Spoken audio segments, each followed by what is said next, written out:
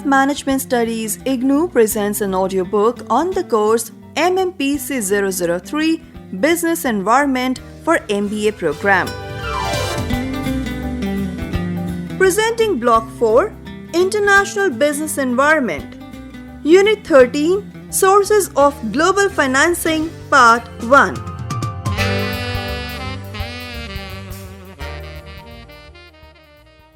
After completing this unit, you should be able to identify various sources of global financing that a country can opt for. You can also define foreign direct investment, that is FDI, and foreign portfolio investment, that is FPI. You should be able to explain how international money markets function and analyze the trends in India's global sources of financing.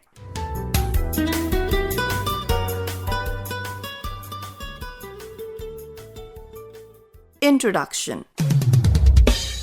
Foreign trade has now become an integral factor to determine a country's economic growth prospects. However, trading across national borders does involve costs which are to be incurred by the domestic exporters or importers, such as costs associated with the shipment of merchandise, import payments, costs associated with selling goods to authorized third parties of sale, etc. A country with a financial robustness can be able to incur all its expenses related to foreign trade.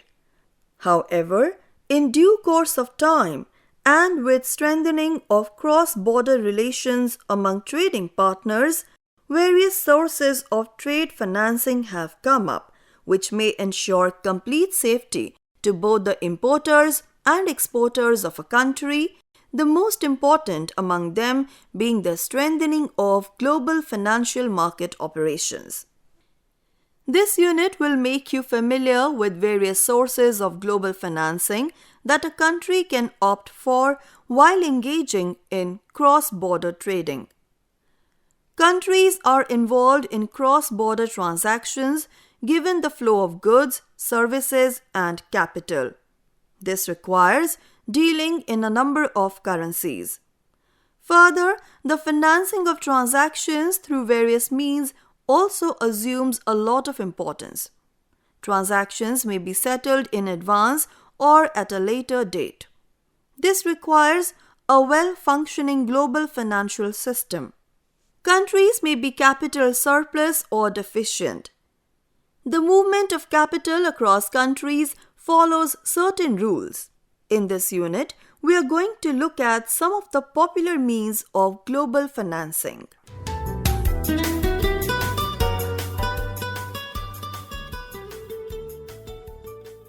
Foreign direct investment, that is FDI. Foreign direct investment or FDI can be defined as an investment made by an individual or a firm of one country into the business interest of another country. In general, FDI occurs when an investor sets up business operations or purchases assets in a foreign company. If an American multinational company, for example, intends to set up its operations in India or New Zealand, either by partnering with a local firm or by opening up its own branch, it is considered as an FDI. FDI is actively operational in open economies that are capable of offering a trained labor force and remarkable economic growth prospects for an investor to invest. It involves both capital investment as well as provisions of management or technology. FDI can be done in multiple ways, which may include entering into a merger or joint venture with a foreign enterprise or opening of a subsidiary or an associate firm in a foreign land. The threshold for a FDI to establish a controlling interest in the business-making decisions of the foreign company is set as per the guidelines of the Organization of Economic Cooperation and Development, that is OECD, which is a minimum 10% stake in a foreign-based stake. Types of foreign direct investment. FDI is commonly categorized as number 1. Horizontal FDI. It refers to the investor establishing a business operation in a foreign country similar to that operating in the home country. For example, a cell phone service provider in US opening its stores in India. Number 2 is vertical FDI. It refers to setting up of different business-related activities from the investor's main business in the foreign land. For example, a manufacturing company in US may wish to set up a company supplying raw materials or parts, or may wish to merge with a local company supplying materials in the foreign country. Number 3 is conglomerate FDI. A type of FDI in which a company wishes to make an investment in a business in a foreign country which is not related to its current business in the domestic country. Such an investment by an investor doesn't involve any prior experience. They usually opt for a joint venture in a business already operating in that foreign country.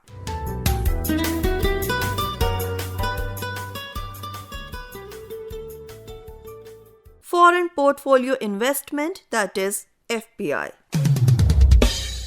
Foreign Portfolio Investment or FPI refers to investments by residents of one country in a foreign country's securities, which include shares, bonds, government or corporate, convertible securities, infrastructure securities, etc. Those investing in these securities are termed as the foreign portfolio investors.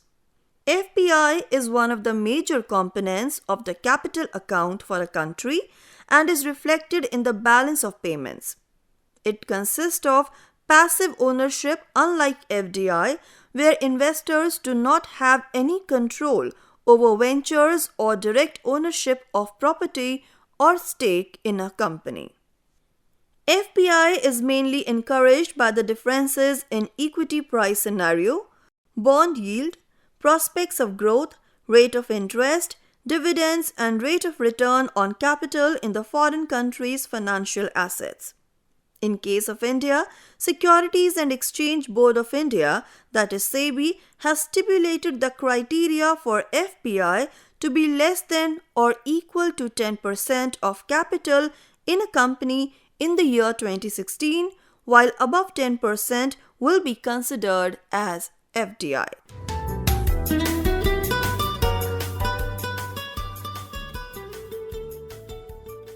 External Commercial Borrowings or ECBs. External commercial borrowings or ECBs can usually be defined as the commercial loans, that is, debt-based funding arrangement between a business and a financial institution such as bank to finance major capital expenditures or operational cost of a company, which can be in the form of bank loans, securitized instruments such as floating or fixed rate bonds, partially, optionally, or non-convertible preference shares, buyer's credit or supplier's credit availed from the non-resident lenders with the minimum average maturity period of 3 years. The main advantages of ECBs are: number 1. ECBs or external commercial borrowings are allowed by the Government of India as a source of financing existing as well as new investment projects at a much cheaper rate. Number 2.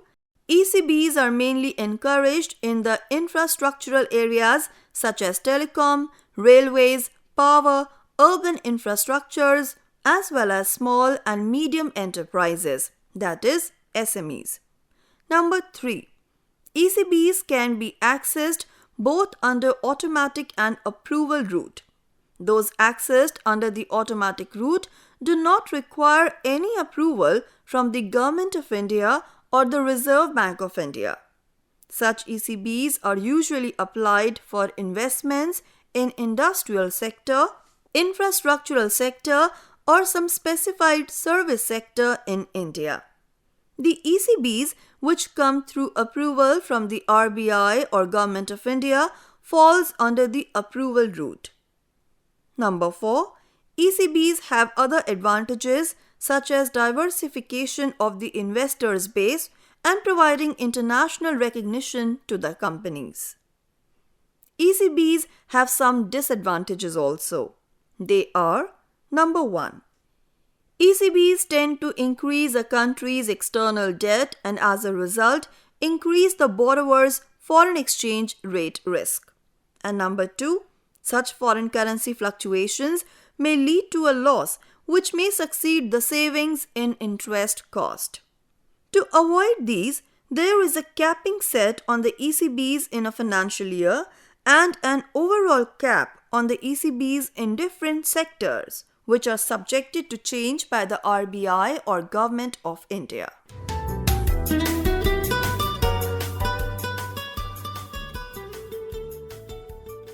International money markets. The foreign trade and foreign direct investments have by far witnessed a large significance across the globe when it comes to expanding its base for trading goods and services across national borders as well as a source of global financing. The purpose of international money markets hereby comes into action, which makes this financing much easier through facilitation of borrowing of foreign currencies for financing its imports or debts. The international money markets usually comprise of: Number 1. The euro currency markets. Any freely convertible currency which is deposited in a bank outside the country of its origin is termed as a euro currency. The US dollars, for example, if deposited in a bank in London or Singapore, are termed as euro dollars.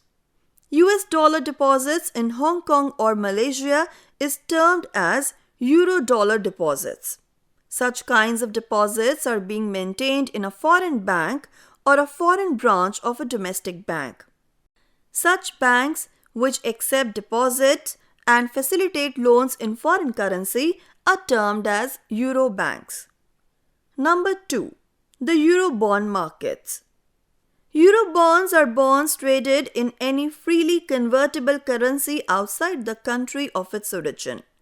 Euro bonds are either frequently grouped together by the currency in which they will be denominated, such as euro dollars or euro yen bonds. The significance of the euro bonds is that they help organizations or countries raise capital with the flexibility of issuing them another currency. The issuance of the euro bonds is usually handled by a depository bank or an international financial organization on behalf of the borrower, which underwrites the bond and takes the guarantee of purchasing the entire issue.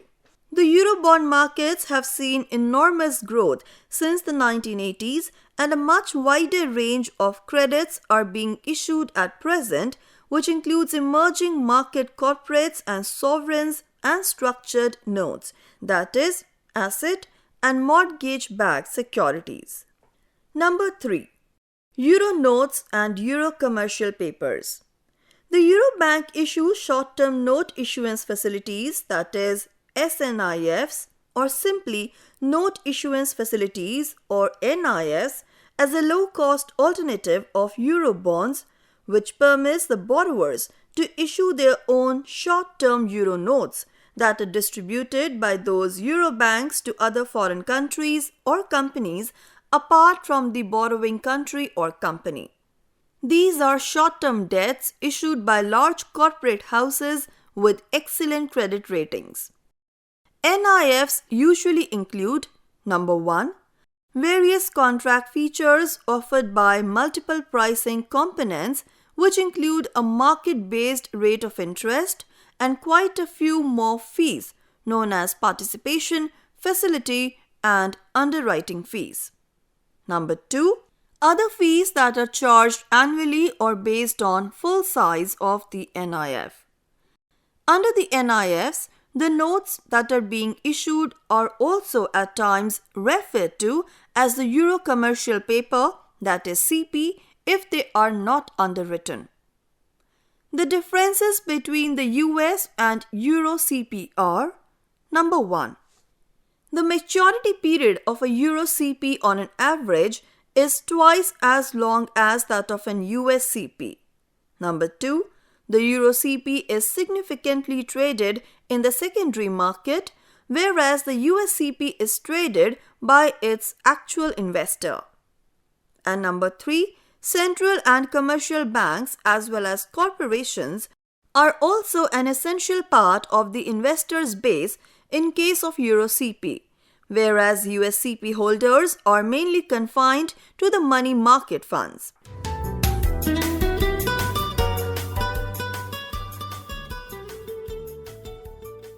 Foreign aid.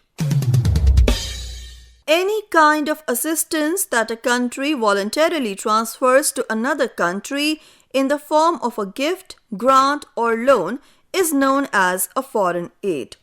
It is usually offered by the developed nations to the developing or least developed nations during the times of a natural calamity, economic crisis, or during political instability. According to the United Nations, the developed countries are required to have an expenditure share of at least 0.7% of their gross national income on foreign aid.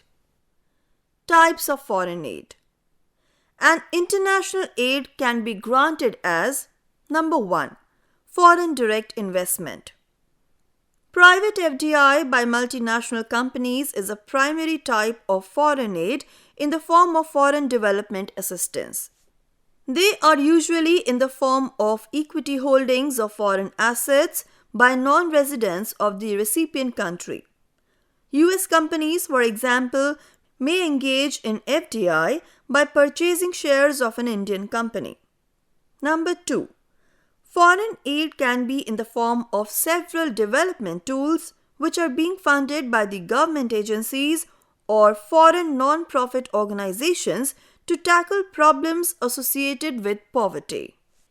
This usually comes in the form of humanitarian assistance from the wealthier countries, which are the member countries of the Organization for Economic Cooperation and Development, that is OECD. Number 3. Engaging in foreign trade is a third primary type of foreign aid where a country's openness to foreign trade may lead to development process, especially among the least developed or poorer countries, along with political stability and economic freedom. Number 4. Bilateral aid. This kind of foreign aid is prevalent where the government of one country transfers money or other kind of assets directly to the recipient country. An example of a bilateral aid is the American bilateral aid programs, which aim at spreading economic growth, development, and democracy. Number 5. Military aid.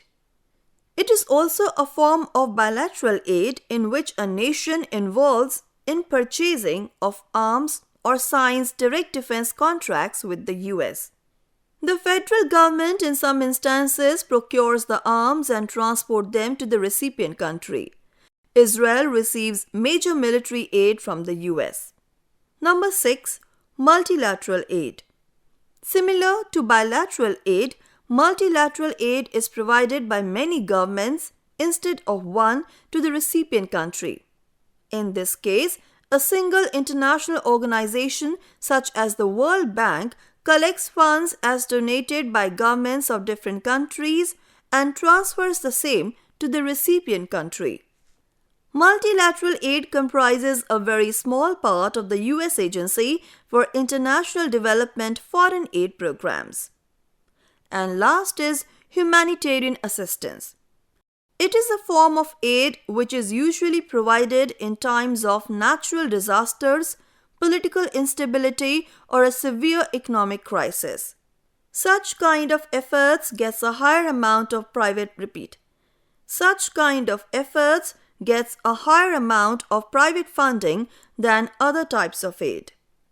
South Asia received more funds from the advanced economies during an earthquake, which recorded a magnitude of 9.1 and was triggered by a tsunami, killing around 2 lakh people.